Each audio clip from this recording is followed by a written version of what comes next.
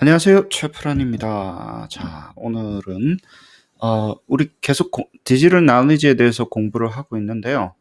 디지털 나리지 중에서 이제 가장 어렵고 그다음에 좀 핫한 토픽 이렇게 되나? 또 그렇고 저희가 좋은 거는 저희가 이거를 고민을 깊게 안 해도 되는 것도 있고요. 왜 그러냐면 전산하시는 분이 이 부분을 이쪽 부분을 대부분 해결을 해 주셔야 돼요. 그럼에도 불구하고 우리는 뭐 시스템을 만들고 특히 이 저기 subject matter expert의 역할도 하잖아요. 저희가 뭐 수학 전문가라든가 혹은 통계 전문가로서 knowledge expert로서도 이걸 접근을 하기 때문에 그때는 우리가 이제 ontology 모델링에 대해서 이제 개념이 확실하게 있어야지 소위 말하는 이제 adaptive learning이라든가 뭐 이런 시스템이 구축이 됩니다. 네, 그래서 지금까지 이제 RM generation까지는 열심히 잘 해와셨기 때문에 RM generation에 오기 전 그 뒷단계가 어떤 식으로 돌아가는 건지 이제 같이 한번 그리고 어떤 모델링을 우리가 쓰고 있는 건지 한번 고민을 하시면 될 것 같고요. 그렇습니다. 네, 뭐 일단은 미슬레비 선생님 이야기의 연속 선상이고요. 에비던스 센터 디자인도 했었지만 그다음에 우리가 저번 시간에 knowledge representation이 도대체 어떤 역할을 하냐 전체 이 디지털 knowledge에서 이제 그 이야기를 했었거든요. 그래서 그거를 knowledge representation을 이제 모델링하는 단계로 넘어가는 거죠. 저번 시간에 이제 define만 했었고 knowledge representation이 뭔지에 대해서 개념적으로 정립만 했었고 실제로 이제 모델링 모형을 해가지고 우리가 이제 adaptive learning에 사용할 수 있게끔 집어넣는 과정인데 언제 나올지 모르는 저희 책이 이제 대부분 내용입니다.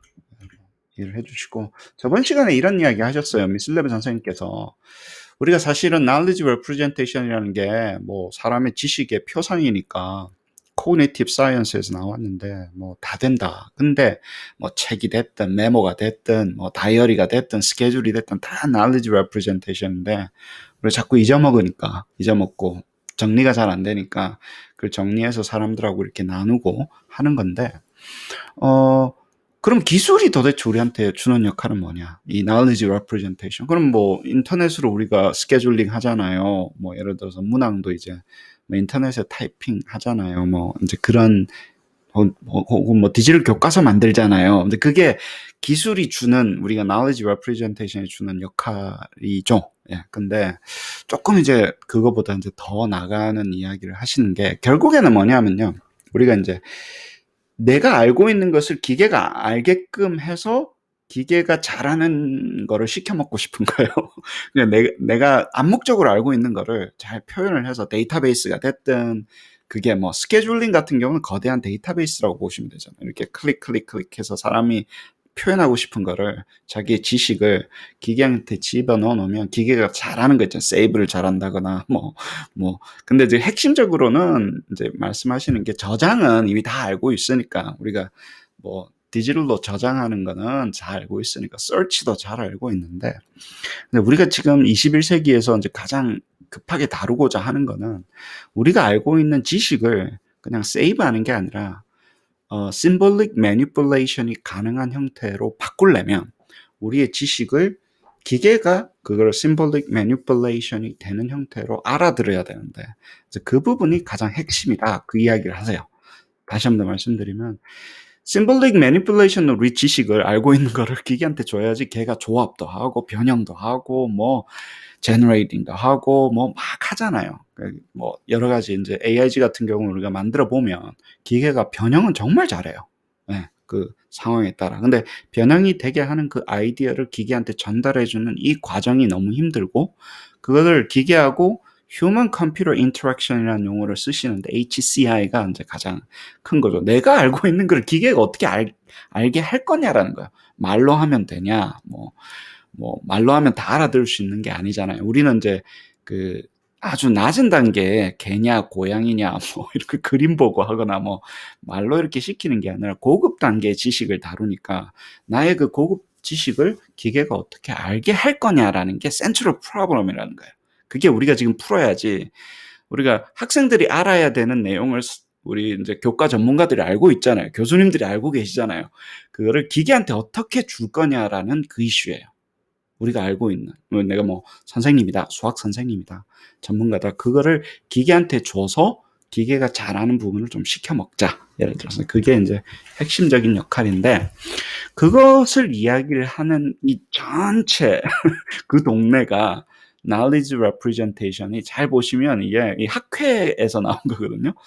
knowledge representation하고 knowledge engineering, ontology engineering, 저는 이제 ontology mining 혹은 modeling이라는 용어를 씁니다. semantic web. 그러니까 이 근처에서 일어나는 semantic web이라든가 뭐 여기 보면 뭐 decision support system, expert system 뭐 이런 이야기를 많이 하시죠. 그러니까 이쪽에 그 완전히 그 클래스가 이렇게 하고 있는 그 역할이 있어요. 이거를 저희가 별게 아니라 훔쳐와서 이분들이 하고 있는 것을 훔쳐와서 저희가 우리는 이제 그 학생이 학습을 하는 그 사람이 어댑티브 러닝 상황에서 들고 와가지고 우리가 구현을 해내는 게 미슬 레비 선생님의 에비던스 센터 디자인의 어떤 그 핵심 중에 하나가 되는 거고 디지털 나울리지는 요거를 훔쳐와가지고 아까도 얘기했지만 어댑티브 러닝에 이제 쓰려고 모형을 하려고 이제 각을 잡고 시작을 하는 겁니다. 그래서 아까 이야기 말씀드렸지만 이게 엄청 전산스러워요. 근데 여기 꼭 요 끝에 조그맣게 있죠. Education and Training. 이분들도 해요. 이걸 하긴 합니다. 하는데 이게 막 보면 막 한 번도 안 들어본 이야기 같고 한데 다 이분들이 우리 코그니티브 사이콜로지에서 쓰던 거를 지식의 표상, 뭐, 이 에듀케이셔널 사이콜로지에 쓰는 거 훔쳐가셨어요. 그래서 전산적으로 구현을 하신 거예요. 이분들이 몇십 년간. 예, 1970년대부터 해가지고 하셔서 우리가 다시 뺏어오는 거예요. 이게 원래 지식의 표상은 우리 거였잖아요.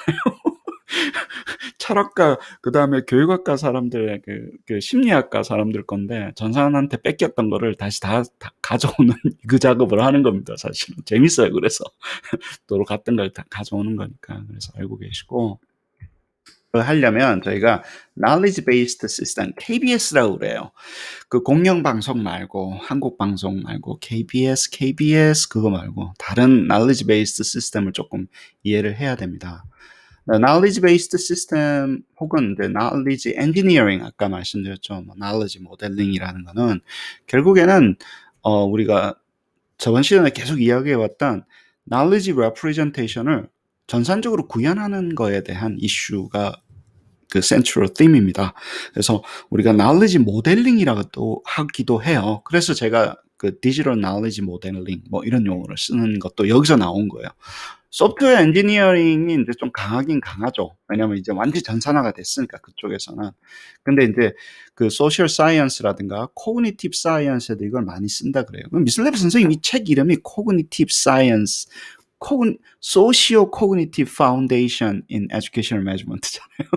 그러니까 도대체 우리가 알아야 되는 거를 어떻게 정의할 거냐. 사회적으로 정의한다라는 거예요. 선생님이 보셨을 때는 인지적으로도 정의하고 사회적으로. 왜냐하면 사회에서 이게 필요한 기술이니까 알아야 되는 거다.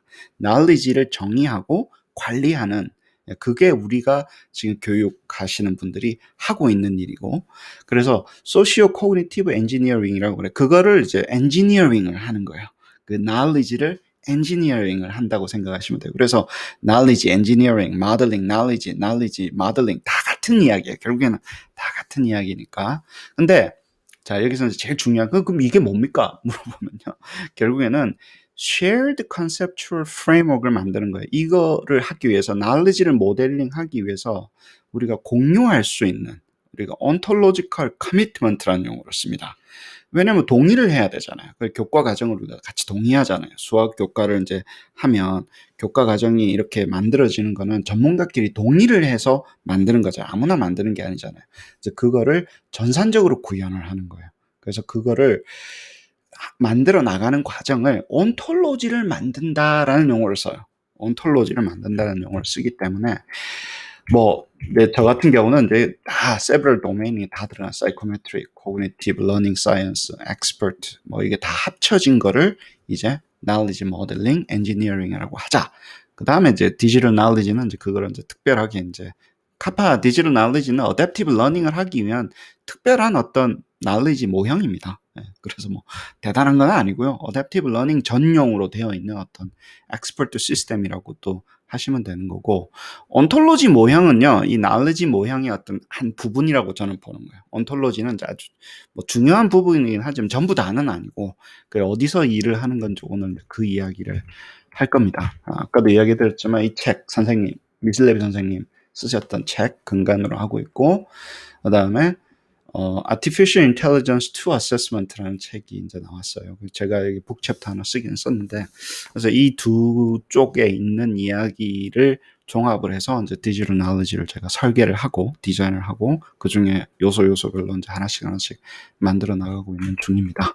자, knowledge engineering이에요. 그 definition은 이제 뭐 knowledge based 시스템을 만드는 것이다. 뭐 이러기 때문에 결국은 같은 이야기예요. knowledge engineering이 knowledge based 시스템을 만드는데, 그럼 이건 뭐냐? KBS는 뭐냐? 한국 방송은 뭐냐?라고 물어보시면 또 뭐 쭉 이야기를 하면, 자, 두 가지예요. 결국은 프로그래밍인데 이게 knowledge base와 reasoning engine이 결합되어서 아주 복잡한 문제를 해결할 수 있게끔 해주는 그냥 컴퓨터 프로그램이라고 보시면 됩니다. knowledge based system이라는 전반적으로. 우리 같은 경우는 문항도 만들고 학생 스코어링도 하고 그다음에 하거나 피드백도 주고 이제 그거를 하는 그 디지털 knowledge를 만드는데, 그게 두 가지로 나눠져요.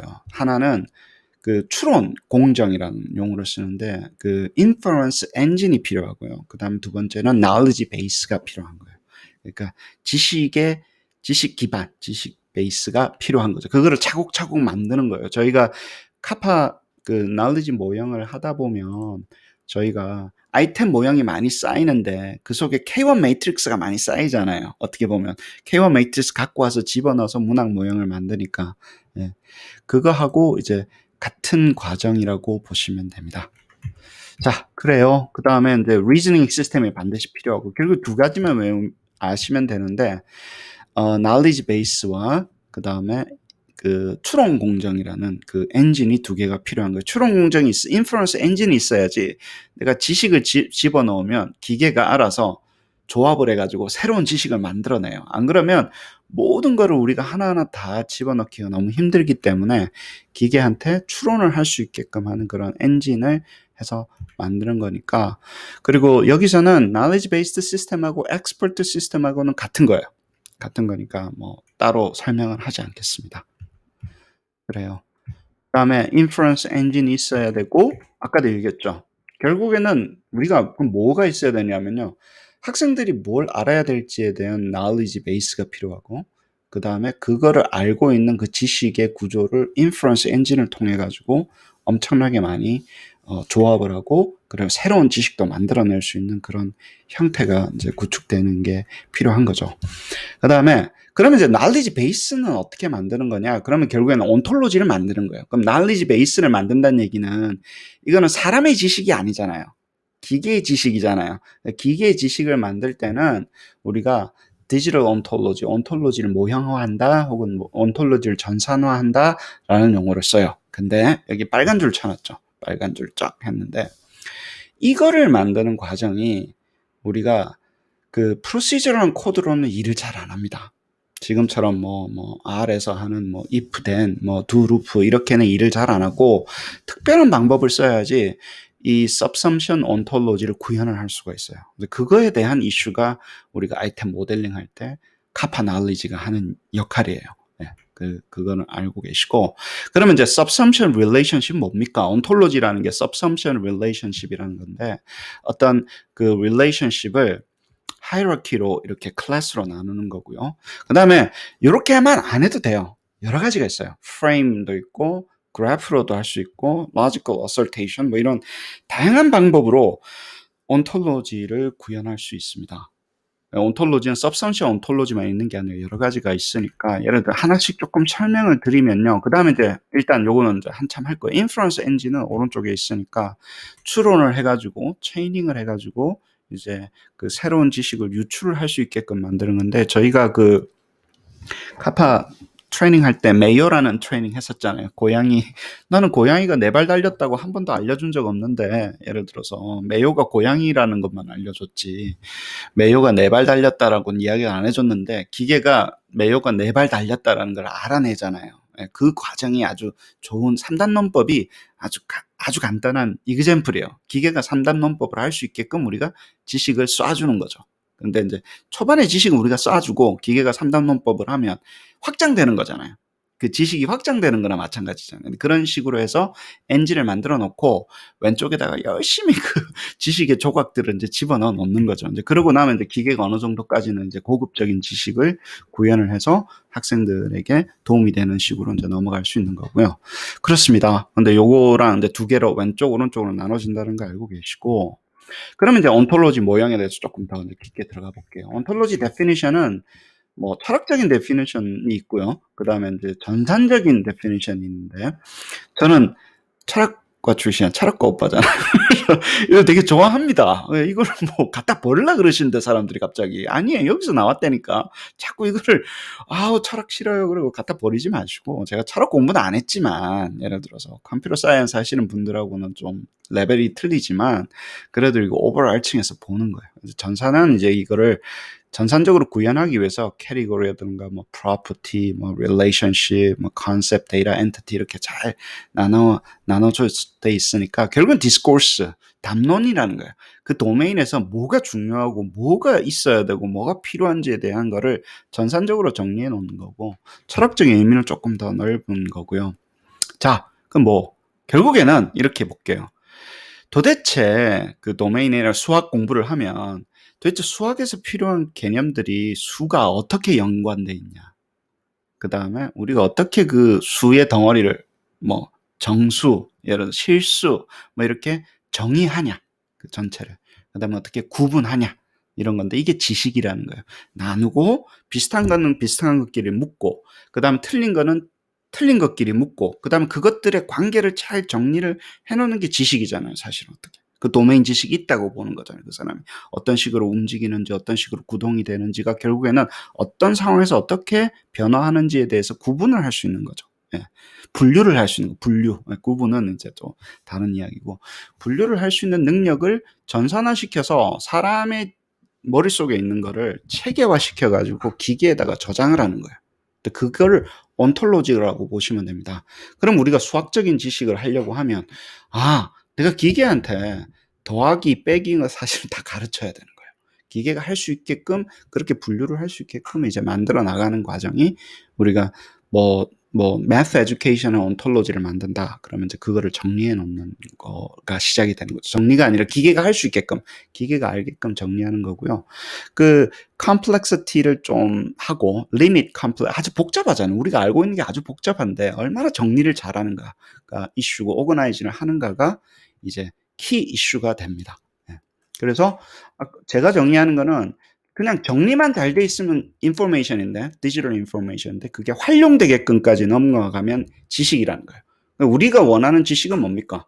기계가 할 수 있는 문항을 생성을 시키고 대답이 들어오면 그레이딩을 하고 피드백을 주고 이제 그런 우리가 지식을 넣어가지고 기계가 그걸 할 수 있으면 이제 기계가 지식을 가진 거예요. 사실은 활용을 할 수 있으면 거기까지가 우리가 지금 만들고 있는 게 디지털 나울리지가 하는 거고 뭐 인스턴스가 있고 그게 아이템 인스턴스라고 부르잖아요. 우리가 아이템 인스턴스를 만들고 개념을 만드는 게 우리가 일단 엔티티 만들고 그죠? attribute 조건 정하잖아요.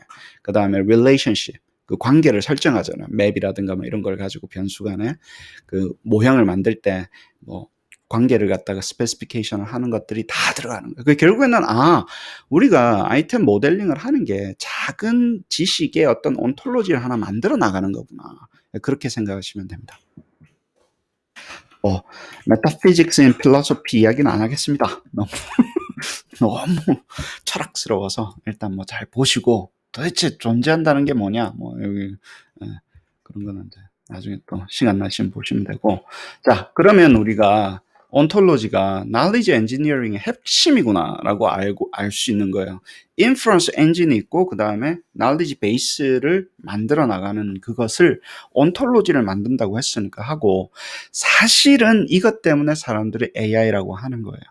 온톨로지를 만드는 부분이 이제 전산하시는 분은 밑도 끝도 없이 이제 하는 건 아니지만 AI를 만든다 그러는데 저는 이 용어를 안 씁니다. 디지털 나우리지를 만든다는 용어를 쓰지 AI라고는 이야기를 안 해요. 그러니까 안 하겠다는데 자꾸 하라고 그러는 것도 되게 참 사람 성격들도 참 이상하시더라고요. 이게 AI예요. 그러면서 네 알겠습니다. 1970년도에 민스키 선생님이 MIT 교수님이 이제 이거 온톨로지 관련돼 가지고 이제 많이 하셨는데 이제 이 이슈가 나온 거야. only marginally successful 했어요. 그래서 우리 이게 아주 부드럽게 이야기하신 거고 epic fail이에요. 제대로 망했어요. 이걸 하려고 하다가 1970년도에 제대로 망했어요. 그래서 돌다가 사람들이 다 도망가고 이거 하려고 했었던 사람이 다 없어졌는데 저는 그냥 지도 교수님 살아남아 계속 하고 있는 거고 예를 들어서 근데 저는 이제 데이터까지 이렇게 이제 요즘에는 기법이 바뀌어 가지고 데이터까지 optimizing 하는 이 기법으로 이제 바뀌었는데요. 원래 처음에는 이런 어떤 computerized 시스템을 만드는 어프로치였습니다. 그래서 ontology, knowledge based 시스템 똑같은 얘기 계속 합니다. 그래서 너무 여러 가지 example들이 있었고 그게 요즘에는 이게 안 되니까 뭔가 기계한테 시켜 먹으려는데 뭐가 안 되니까 data driven method라고 그래가지고 그걸 machine learning이라고 이름을 멋있게 붙이고 그거는 이제 딥러닝 이런 용어를 붙여가지고 통계하는 사람이 변절을 한 거예요. 야 저렇게 한번 해봐. 그거는 data driven method니까 이거하고는 틀려요. 왜냐면 데이터를 가지고 뭔가를 만들어내는 거고 저희는 룰을 가지고 사람이 룰을 직접 기계에게 쏴줘서 그다음에 데이터로는 optimizing 두 번째로 하는 거니까 사실은 그 데이터 드리븐 메서드랑 나중에 합쳐집니다. 제가 말씀을 드릴게요. 같이 가는 거예요. 사실은 하나만 하는 게 아니라 옛날에는 이것만 하려다 보니까 실패를 한 거예요. 이것만 하려다 보니까 1970년도에 epic fail을 한 거고 이제 두 개를 합치면서 이제 성공할 수 있는 그 방법이 나옵니다. 그 다음에 온톨로지는 그럼 왜 하냐? 그러면 의미를 expressing 하려고 한다는 거야. 내가 이게 돼지가 뭐야? 재화가 뭐야? 최프란이 도대체 뭐야? 예를 들어 할 때 시멘틱이라는 게 있잖아요. 의미가 있잖아요. 그 의미의 설명력, 그 표현력을 극대화시키기 위해서 우리가 온톨로지라는 걸 쓴다. 그래서 이제 시멘틱 네트워크라는 용어하고 온톨로지하고 이렇게 같이 가는 거고요. 그 다음에 여기 description이 있고 agent가 있고 usage of ontology setup concept definition 짧게 이야기하면 기계한테 재화가 뭔지 알려주고 싶은 거예요. 기계가 알아야 되잖아요. 최프란이 뭔지에 대해서 알려주고 싶어 하는 그런 어떤 방법론이라고 보시면 됩니다. 그래요. semantic expressiveness가 중요하다. 네, require increased capacity. 이거를 증가시키기 위해서 우리가 하는 모든 일련의 활동이 결국에는 ontology라는 거예요. formal, explicit specification 이렇게 되는 거죠. shared가 되게 중요하고요. 왜냐면 knowledge가 되려면 공유가 돼야 되니까. consensus가 중요하니까 하는 거고. 자, 그 다음에 그러면 여기서 이제 중요한 이야기인데요. 온톨로지는 결국에는 뭐냐면 재화가 도대체 어떻게 재화라는 거를 최프란을 기계한테 설명을 해줘야 될 거 아니에요. 얘가. 그럼 어떻게 설명하냐면 최프란은 예를 들어서 외모는 이렇게 생겼고 목소리는 이렇고 직장은 뭐고 예를 들어서 나이는 얼마고 예를 들어 그렇게 설명해 주는 거예요. 재화라는 것을 설명할 때 우리가 머릿속에 들어있을 때 그 어떤 조합들이 있잖아요. 그리고 어떤 상황에서 어떤 말을 하고 어떻게 움직이고 하는 거를 기계한테 그거는 재화야 이렇게 설명해 주는 거라서 사실은 그 조각조각 돼 있는 것 있잖아요. 목소리라든가 화면이라든가 나이라든가 이런 것들은 따로따로 떨어져 있는 어떤 정보잖아요.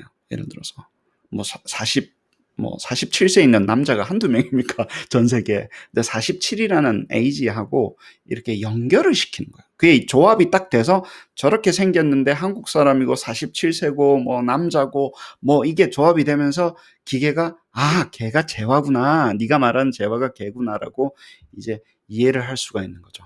그래서 결국에는 그러면 power of ontology는 어디서 오냐면요. 관계를 설명하는 곳에서 온다라는 거예요. 저희가 온톨로지를 설명을 할 때는 결국에는 describing relationship을 하는 데서 온톨로지의 파워가 온다라고 이야기를 하십니다. 결국에는 relationship을 어떻게 표현할 거냐라는 거예요. 아까도 얘기했지만 expressity 뭐 이런 용어로 쓰잖아요. 결국에는 자동차인데 예를 들어서 포드를 설명하기 위해서 자동차 안에 four-wheel drive 중에서 포드 익스플로러가 있다. 이런 식으로 하게 하는 게 이제 subsumption relationship으로 포드 익스플로러를 설명한다. 왜냐하면 이거하고 뭐 예를 들어 혼다 어코드랑 어떤 차이가 있는지를 이런 식으로 설명하는 거예요. 그리고 우리가 이제 모형 만들 때 decision tree 가지고 모형 많이 만들잖아요. 그게 여기서 나오는 거예요. 그러니까 이렇게 분류가 되어 나가는구나. 이 분류의 체계가 결국엔 지식인 거예요. 저게 decision tree를 가지고 knowledge 맵을 만들면요. 그 knowledge 맵은 아주 작은 지식의 어떤 요소가 돼버리는 거예요. 엘리먼트가 되는 거예요. 그걸 가지고 문항을 만들잖아요. 그것만 쏴주면 기계가 변형을 잘 하잖아요. 예를 들어서. 그거를 기계가 알 수 있는 형태로 우리는 사람이 이렇게 정리를 하는데 기계가 알 수 있는 형태로 정리를 해나가는 거예요. 그리고 추론 공정을 통해서 확장을 시켜나가는 겁니다. 연결을 시켜나가는 거죠. 네, 그렇습니다. 이런 게 있고 또 mirrorology relationship은요. 도대체 사이버 트럭이 뭐야? 라고 이야기했을 때 이제는 옛날에는 분류 체계로 이야기했었잖아요. 그게 아니라 이제 파트로 이야기하는 거예요. 사이버 트럭을 이야기할 때 사이버 트럭은 배터리랑 차저랑 뭐 이거랑 저거랑 뭐 그다음에 뭐 일렉트로닉 모터랑 이렇게 이루어져 있다고 우리가 차를 사이버 트럭을 디스크라이브 할 수 있잖아요. 예를 들어서. 예. 그러면 mirrorology relationship이라고 해서 part of relationship이라는 용어를 쓰는데 이렇게 표현을 할 수도 있다라는 게 우리가 기계한테 알려줄 때 도대체 사이버 트럭이 뭐니? 라고 알려줄 때 이렇게 알려줄 수도 있고 덱 같은 경우도 이제 DAG 같은 경우도 아주 유용하죠. 베이지안 할 때 이거 많이 썼으니까 우리 그리고 또 어디서 유명하냐면 이게 part냐 sum이냐가 레이턴트 배 SEM 할 때 이거 백날 했잖아요, 우리가. 그 multiple indicator, multiple cause, mimic 모형이라고 formative construct냐 우리가 latent variable들이 예를 들어서 teacher quality가 experience에 의해서 forming 되는 거냐 아니면 teacher quality는 performance에 대해서 indicating, reflective 되는 거냐 이거 디베이트를 많이 하잖아요, 우리가. 그 latent variable 할 때 예를 들어서 이제 그거랑 비슷한 단계라고 보시면 됩니다. 이렇게 표현할 수도 있고 저렇게 표현할 수도 있는 거죠. 우리가 뭐 예를 들어 능력이라는 것만 해도 teacher quality 뭐 이런 것도 그렇게 표현할 수 있다라고 보는 거죠. 우리가 SEM 할 때 많이 했으니까. 그래서 그거 관련돼서의 이슈들이 여기서도 다뤄지고 있는 거예요. SEM의 이슈가 아니라 사실은 우리가 어떤 것을 describe 하기 위한 ontology의 이슈였던 거예요. 그게. 습니다. 이거 나중에 한번 보시고 아주 유명한 거니까 미믹 모델 같은 경우는 우리가 모델링하는 사람들 미믹 모델 다 알잖아요. 그래서 요거 관련돼서 한번 리뷰를 하시면 되고 자, 세 번째가 topological relationship이에요. topological relationship은 어떤 거냐면 이게 여기가 처음부터 시작해가지고요. 리니어로 다 화살표가 있는데 화살표가 연결돼가지고 끝까지 가는 거예요. 우리 path diagram 했잖아요. SEM 클래스 들으면 path tracing rule 해가지고 결국에는 이 모든 것이 리니어로 이렇게 다 만들어져 있기 때문에 모든 게 화살표로 연결돼 있기 때문에 path tracing rule을 가지고 이 variance를 decomposition이 다 된다고요. 예를 들어서. 근데 그거 했던 거랑 똑같아요. 그렇게 바라보면 우리가 베이지안 애널리시스 하거나 혹은 토폴로지컬 SEM도 리니어 모델도 패스 트레이싱 룰로 해가지고 표현이 가능하잖아요. 그러면 이런 것들이 이렇게 줄여지잖아요. 결국에는 이렇게 릴레이션십이 있지만 결국에는 아주 리덕션을 시키면 이렇게 나온다. 뭐 이렇게 되는 이유가 얘네들의 관계가 토폴로지컬 릴레이션십으로 돼 있기 때문에 이렇게 된다라는 거예요. 그러면 우리가 사실은 우리가 이제 이거 prerequisite 맵 잡을 때는 이렇게 잡아요. 왜냐면 이거 배우기 전에 저거 배워야 된다. 이거를 모르는 이유는 얘 때문에 모른다. 이거 하잖아요. adaptive analysis 할 때, assessment 할 때. 예.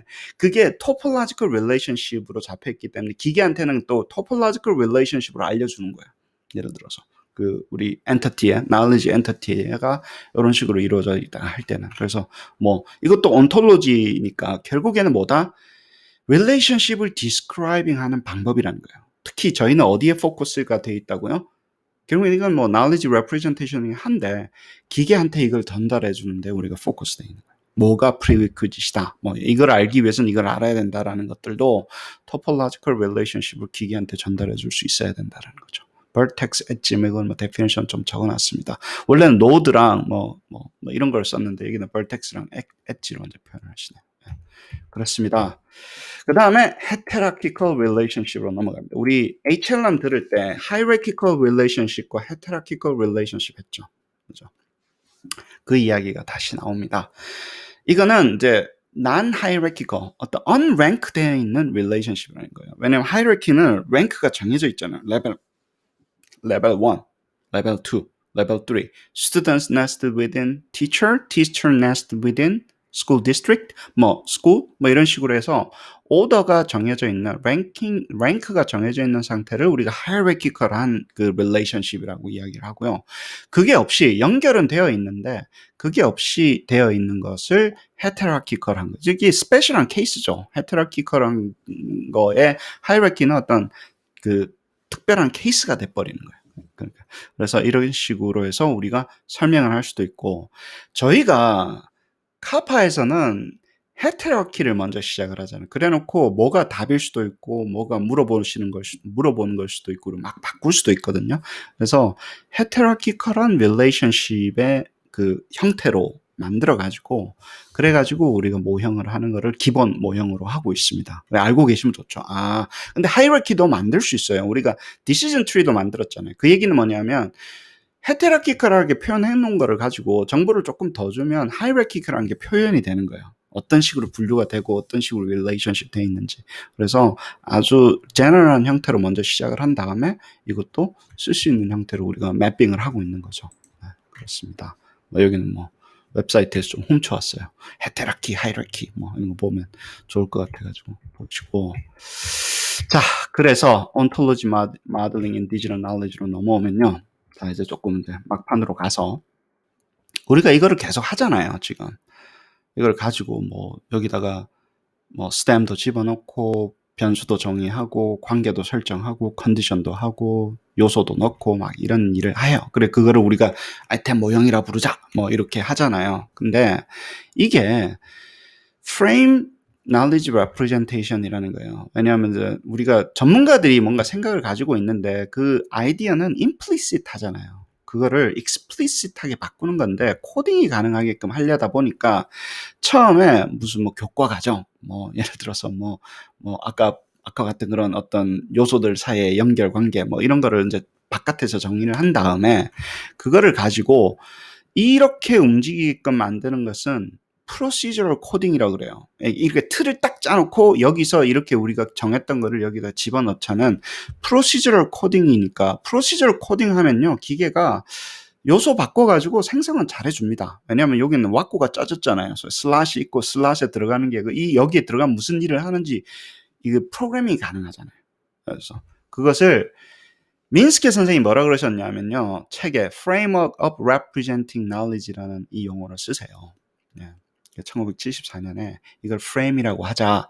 왜냐하면 이거는 어디 스트럭처를 딱 가져서 여기 들어가는 것들이 무슨 역할을 하는지 미리 정해놓고 우리가 그 안에 value를 바꾸게 되면 예를 들어서 이거 딱 스테레오타입 시츄에이션이잖아요. 요 상황에서는 계속 다 써먹을 수 있어. 요거를.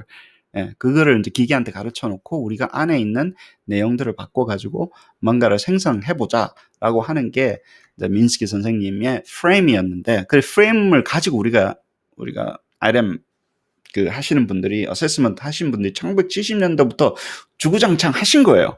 근데 실패한 거예요. 잘 들어보세요. 이거를 이 선생님이 1970 컴퓨터가 만들어졌잖아요. 그러니까 사람들이 봤다가 어세스먼트 하는 사람들이 봤다가 이것 봐라. 이 프레임이라는 걸 가지고 컴퓨터를 활용을 하면 이제 우리가 지금 알고 있는 지식을 사람이 만들어내는 것이 아니라 기계가 만들어내게끔 할 수 있겠구나라고 생각을 했는데 epic fail이었던 거예요. 왜 그러냐면 이해가 안 되는 거예요. 그러니까 이 틀을 짜가지고 도대체 이 속에 들어가 있는 지식의 구조가 안 보이는 거예요, 잘. 왜냐하면 이렇게 프로그램 요것만 해서는 이 지식의 엘리먼트가 중구난방인 거예요. 사람들끼리 동의도 안 되고 만드는 사람 할 줄 아는 사람 할 줄 알고 모르는 사람 모르고 자기 지식을 여기에 잘 표현이 안 되는 거예요. 그래서 그 과정을 엔코딩 잘할 수 있게끔 만들어주는 거 있죠. 여기에. 근데 그게 지금 여러분들이 하고 계시는 Declarative Encoding via Ontology Modeling이라고 해서 카파 knowledge가 요 작업을 하는 겁니다. 그래서 이 작업을 하면 knowledge element들이 잘 들어가서 변형이 잘 되게끔, 그래서 우리가 알고 있는 지식을 아까도 얘기했죠. tree, 예를 들어서 hierarchical, hierarchical, 이게 part, metallurgy, 이 relationship이 카파가 쓰고 있는 그 매핑을 하게 되면 잘 표현이 되더라. 하기가 좀 쉽더라.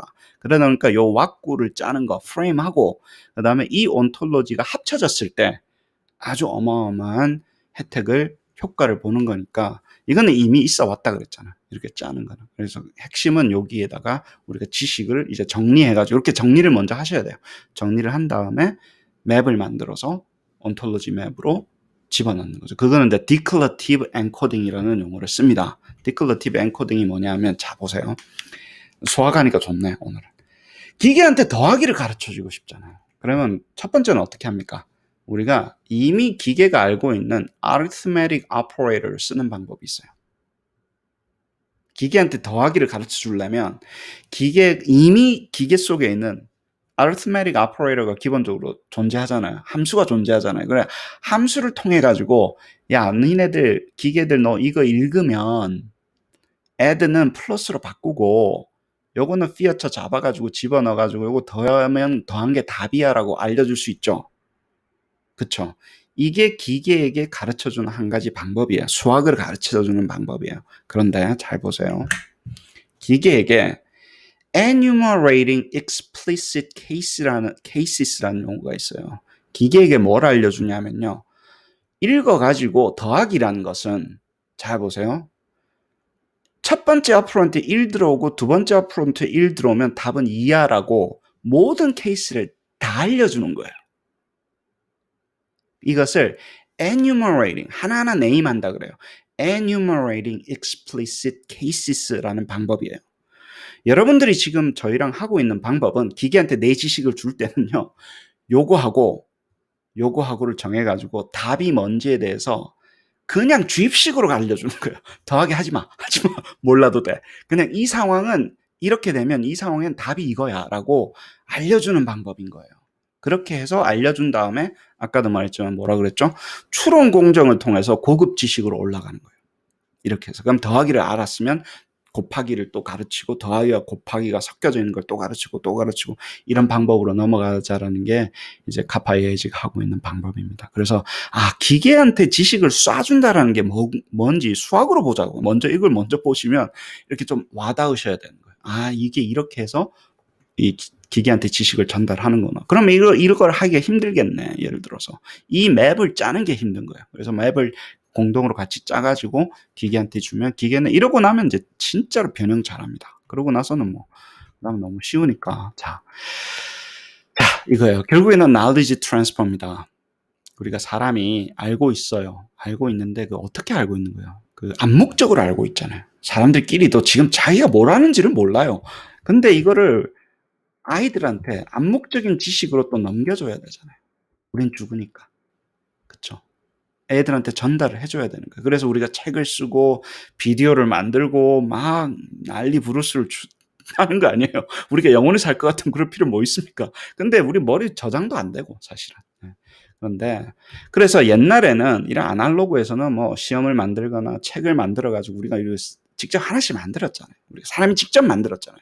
책이 됐든 문항이 됐든. 그래 가지고 데이터를 가지고 얘가 안 해, 모르네, 숙제를 해라, 시험을 쳐라, 이런 이야기를 했었는데, 문항 모형 만드는 것까지는 이해가 됐어요. 왜냐면 프로그램을 좀 짜가지고 생성시키면 문항이 많이 나오니까 되겠지라고 이야기했었는데, 그래서 그거를 우리가 1950년대부터 컴퓨터가 없을 때부터 item generation 했습니다. 왜냐하면 유형 만들어가지고 숫자 바꾸는 건 옛날부터 해왔잖아요. 그 기계 없어도 유형 만들어가지고 숫자 바꿀 수 있잖아요. 그죠? 그건 해왔는데, 어디서 문제가 생겼냐면요. 이 유형도 사람이 만드는 게 아니라 유형을 기계한테 만들고 싶었던 거예요. external representation knowledge를 해서. 그러려다 보니까 사람이 코딩을 할 수 있는 수준으로 떨어뜨려 가지고, 그 다음에 도메인도 집어넣어야 되죠. 어디에 어떻게 분류가 되는지 이런 모형이라든가, 또 선생님, 예를 들면 이거 틀리면 얘한테 이런 비디오 보여줘야 되겠다. 이런 지식들도 이제 이 문항 속으로 들어가는 거예요. 이 지식은 어느 교과에 포함되어 있어. 이것도 문항 속으로, 문항을 모형화할 때 들어가면서, 그래가지고, 근데 핵심은 뭐라 그랬죠?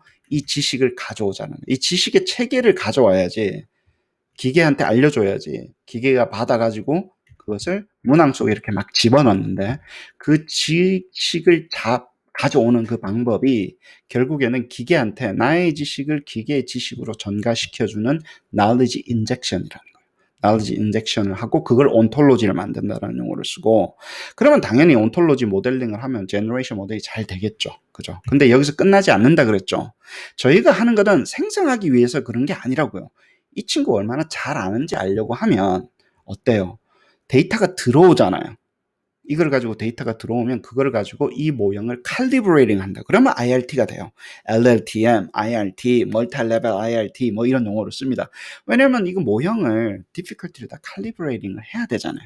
예. 그래서 여기까지가 되는 거를 주로 우리가 generative psycho 모형이라고 하고, 그럼 칼리브레이션이 잘 됐어요. 모형이 optimization이 잘 됐어요. 그러고 나면 이제 학생의 능력치가 제대로 에스티메이션이 되겠죠. 그럼 그걸 가지고 뭘 하나요? 예를 들어 그러면 학생이 어떻게 성장하는지, 어디가 취약한지, 어디가 지금 제대로 마스터리가 끝났는지 안 끝났는지, 시간에 따라 어떻게 변화하는지 하는 프로그레션 모델링을 할 수가 있습니다.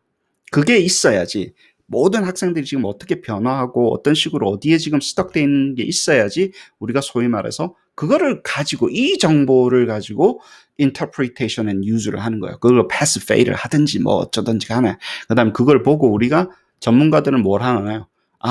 내가 이렇게 가르치면 안 되겠구나. 내가 이 지식이 부족하네. 그럼 그 관련된 연습 문제를 넣어준다거나 혹은 뭐 도와주는 방법을 넣어준다거나 하는 식으로 해서 다시 또 지식을 집어넣기 때문에 그렇게 이렇게 뺑뺑뺑뺑 도는 거예요. 나도 아는 거예요.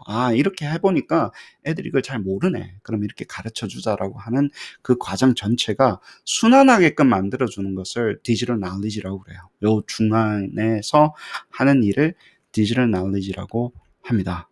그리고 왼쪽에서 오른쪽으로 오는 거 첫 단계가 뭐라고요? Rule-based knowledge injection이라는 거예요. 우리는 이거 생성해야 되잖아요. 이걸 생성하기 위한 지식이 필요하잖아요. 그거는 전문가들한테 직접 가져와서 기계한테 집어넣어줘서 기계가 변형시키고, 근데 완벽해요? 완벽하지 않아요? 완벽하지 않죠. 여러분, 이게 그 difficulty 이런 거 아무것도 모르잖아요. 그러면 그거를 calibration 용어라고 써야 돼요. 완벽하게 만들어줘야 돼요. 그거는, 그러려면 데이터가 있어야 돼요. 그쵸? 이것만 바라보면 안 된다라는 거예요. 저희가 막 지금 하는 사람들은 무슨 뭐 딥러닝 하면 다 된다고 이야기를 하는데 일단 데이터가 없어요. 왜냐면 도구가 없는데, 데이터가 없잖아요. 우리는 도구를 만들어야 되는데. 없고, 고급 지식은 데이터 드리븐만으로 안 됩니다. 딥이 아니라 딥 할배가 와도 안 된다니까요. 고급 지식은. 그러니까 전문가의 지식 체계가 들어와서 데이터로 옵티마이징을 해줘야지 전체적인 밸런스를 일어나기 때문에 여기가 레벨로가 높습니다. 난이도가 높아요. 이걸 같이 해야 되는 거잖아요. 머신러닝도 하고 knowledge injection도 같이 해야 되니까, 그래서 이게 난이도가 훨씬 높은 프로젝트가 됩니다. 여러분들 진짜 고급 프로젝트를 하고 계신 거예요, 사실은. 이 두 개를 같이 하는 거니까. 네, 그렇습니다. 근데 이 부분은 어려워하실 필요, 여기는 그로스 모델링이라고 보시면 되고요. 여기는 이제 뭐 LLTM이라든가 멀티레벨 IRT라고 보시면 되고, 지금 여기 열심히 하고 계시고, 그 다음에 이제 카파 knowledge 맵이 이곳을 하고 있으니까 한 바퀴 뺑 도는 거예요. 카파 knowledge 모델링 해가지고 IRM 모델링 넣은 다음에 데이터 들어오면 LLTM 해가지고 칼리브레이팅 하고, 칼리브레이팅 다 끝나고 나면 그로스 모델링 해가지고 어디가 취약한지 안 취약한지 기계가 직접 할 때도 있지만, 사람들이 보면서 또 다음번에 뭘 알려줘야 될지 우리가 기계한테 또 지식을 체계적으로 정리를 해가지고 지식을 전달을 하는 거구나. 그렇게 생각하시면 됩니다. 이제 조각들이 조금씩 맞춰지실 거예요. 그렇습니다. 그 다음에는 이제 다음번에 할 때가 이거예요, 사실은. 이 문항이라는 게 직접 전달되지 않는다라는 거예요. 문항은 시험이라든가, 진단이라든가, 책이라든가, 디지털 교과서라든가, 게임이라든가, 이 속으로 들어가요. 디지털이 됐기 때문에 이제 들어가서 학생들이 만날 때는 서비스를 통해서 만나죠. 학생들은 뭐 디지털 나울리지나 직접 만날 필요 없이 어떤 서비스를 통해서 만나요. 근데 그 서비스 속의 문항이, 태스크가 혹은 과제가 이런 디지털 형태로 embedding 된다고 그래요. 그래서 이 레이어를 learning content and service layer라고 그래요. 그럼 이건 프로그램들이거든요. 이 프로그램들이 커뮤니케이션 할 수 있게끔 우리가 프로토콜을 만들어주는 거예요. 프로토콜을 만들어줘서 소위 말해서 이거는 사람들이 못 봐요. 다 공유하는 거예요. 직접 볼 필요는 없지만 직접 안 보이죠. 왜냐면 프로토콜로 존재를 하니까. 그러니까 사람들이 답답한 거예요. 당신이 저보고 당신 하는 일이 뭐요? 그런데 앱 같은 걸 만들어야지. 아니 저는 앱이 구동되기 위해서 뒤에 있는 인프라스트럭처를 만들고 있습니다. 그러면 그게 뭐요? 뭐 이렇게 하니까 제가 지금 계속 설명을 하니까 눈에 안 보이잖아요. 사람들이 보는 건 이런 걸 보는 거니까. 예를 들어서 문항 생성되는 거 잠시 보죠. 근데 문항은 전부 다 서비스 속으로 들어갑니다. 특정 시험, 진단, 뭐 게임 이 속으로 다 들어가는 거죠 결국엔. 그래야지 학생들을 만나죠. 그렇습니다. 온톨로지가 뭔지, knowledge based KBS가 뭔지 이거 좀 아시고 온톨로지 모델링이 도대체 디지털 knowledge에서 하는 역할이 뭔지 알고 계시고 그다음에 온톨로지하고 frame knowledge representation 우리가 그거랑 차이점은 뭔지 그다음에 온톨로지 마이닝이 이제 ILM 모델링에서는 어떤 역할을 하는 건지 그다음에 우리가 기계한테 모든 케이스를 enumerating 해가지고 직접적으로 injecting knowledge 한다는 게 뭔지 이런 개념들을 좀 아시면서 온톨로지를 만들고 저희가 이제 실습을 하면서 이제 하나씩 이렇게 그 조각들이 연결되면서 사실은 여러분의 지식의 체계가 이제 완성되기 시작을 하는 거죠. 하나씩 이렇게 흐름을 알고 계시니까. 네. 그렇습니다. 여기까지 하시고 다음번 기회가 있으면 또 나누시죠. 네. 감사합니다.